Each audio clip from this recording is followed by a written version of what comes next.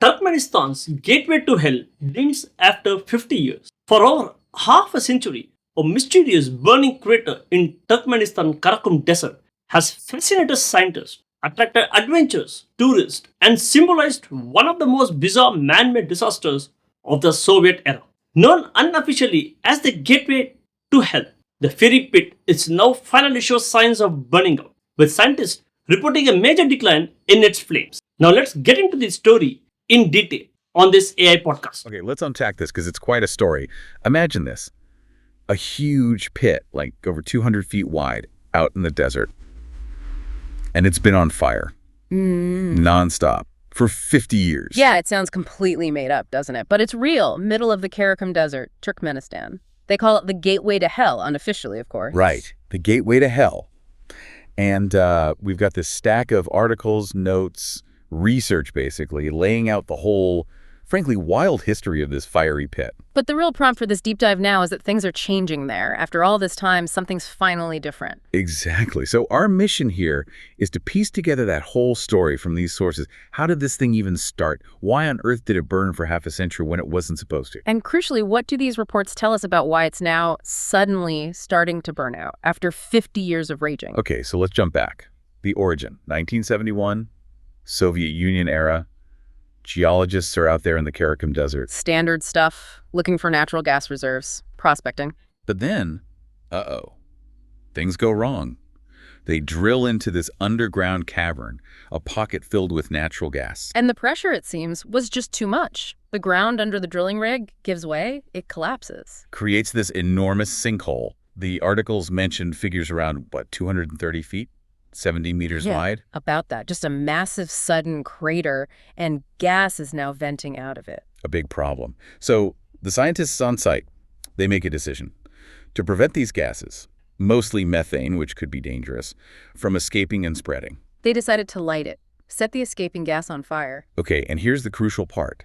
Their calculation, or maybe hope, was that it would burn off relatively quickly. Right. The thinking was, maybe a few days, perhaps a couple of weeks at most. Burn off the available gas, problem solved, contained. Except it wasn't a few days, or weeks, or months. Years, or even decades. It just kept burning. And burning for over 50 years, just continuously fed by this seemingly endless supply of methane coming up from below. It became this really strange, unintended landmark. You mentioned the unofficial name, Gateway to Hell. Yeah. Its official name, though, is the Shining of Karakum, which is, I suppose, a bit more poetic. Shining of Karakum. Okay. But it really became famous as this fiery pit, one of Turkmenistan's biggest, maybe weirdest attractions. Definitely. In a country that isn't exactly flooded with tourists, this was something unique. You actually find accounts and photos of people camping near the rim. Which sounds terrifying, frankly, the heat, the noise. Absolutely. And then there was that moment in 2019, the president at the time, Gurbanguly Berdimuhamedov. Oh, yeah, I remember seeing the footage. He drove a rally car around the edge. He did, filmed it and everything. It sort of cemented its almost mythical status, this bizarre accidental inferno. But beyond the spectacle, there's always been this underlying issue, right? The environmental cost. A major one, because what's fueling that fire? Methane, natural gas. And methane is a really potent greenhouse gas. All right, the sources we looked at are clear on this. It traps way more heat than carbon dioxide, something like over 25 times more effective. Yeah, that's the figure often cited, over a 100-year time scale. So having this massive uncontrolled methane leak burning for 50 years is not great for the climate. And it ties into a broader picture for Turkmenistan, too. As a major gas producer, the country's methane emissions from its energy sector have been under scrutiny. Exactly.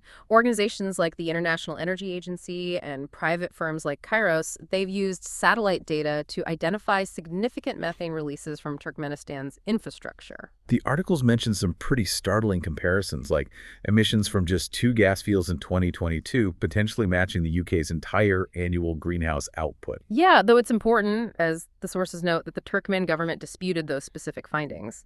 But the general point stands, methane emissions are a big issue, and the crater was a very visible, very persistent part of that. So this landmark, this gateway to hell, was also this long-running environmental problem, which makes the latest news, the reason we're really digging into this now, so significant. Precisely. After all this time, it seems the fire is finally genuinely burning out.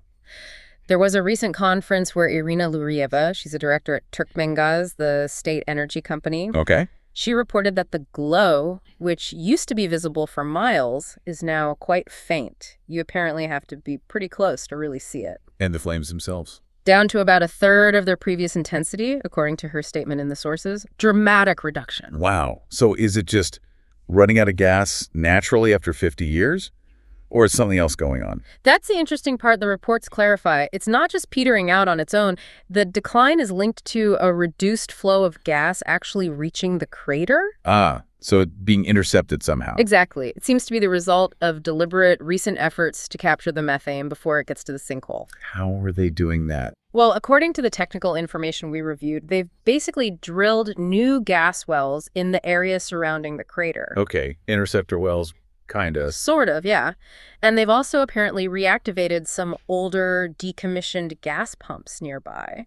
The strategy is to pull the gas out from the underground reservoir through these controlled wells and pumps. So they're essentially siphoning off the fuel supply that was feeding the fire, depleting the source before it can escape into the crater. That seems to be the approach, yes. Redirecting the resource. Which makes sense, especially given the official reason for finally wanting to close it. Right. The big push came in 2022.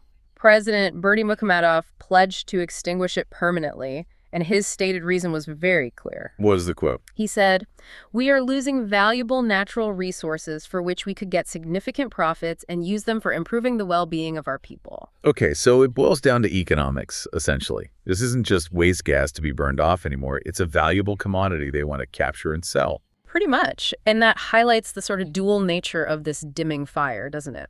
How so? Well, from an environmental perspective, scientists, climate watchers, they see this as a good thing, closing a major, decades-long methane leak. Definitely a positive step for emissions reduction.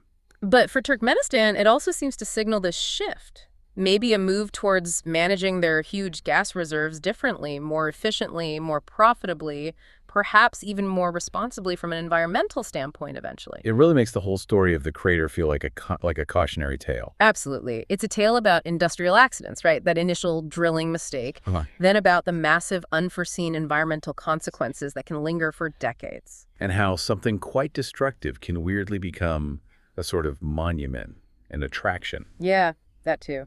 And finally, how eventually a combination of environmental awareness and, perhaps more strongly, economic incentive can drive a solution. So looking back at the whole arc based on these sources, it starts with an accident in 71, a fire meant to last days, burns for 50 years, becomes this bizarre global spectacle and an environmental issue. And now finally, deliberate engineering efforts driven by the desire to capture the resource are succeeding in putting it out. The key things to take away seem to be those almost unbelievable origins, the sheer persistence of the environmental problem it represented. The technical solution they've now implemented, which seems relatively straightforward in concept, capturing the gas beforehand. And the undeniable economic motive that finally spurred decisive action after half a century. So the gateway to hell is dimming. Its 50-year blaze is fading. As you think about this whole strange saga, the accident, the long burn, the weird fame, the environmental impact, the eventual intervention, makes you wonder, doesn't it? What does this story, this half-century cycle of unintended consequences and shifting priorities around a natural resource, tell us about how we manage resources today? And, maybe more unsettlingly, what unforeseen consequences might we be setting in motion right now with our actions? Does the effort to close the gateway to hell reflect a genuine commitment to environment, responsibility, or political image building? Don't forget to comment it. Thanks.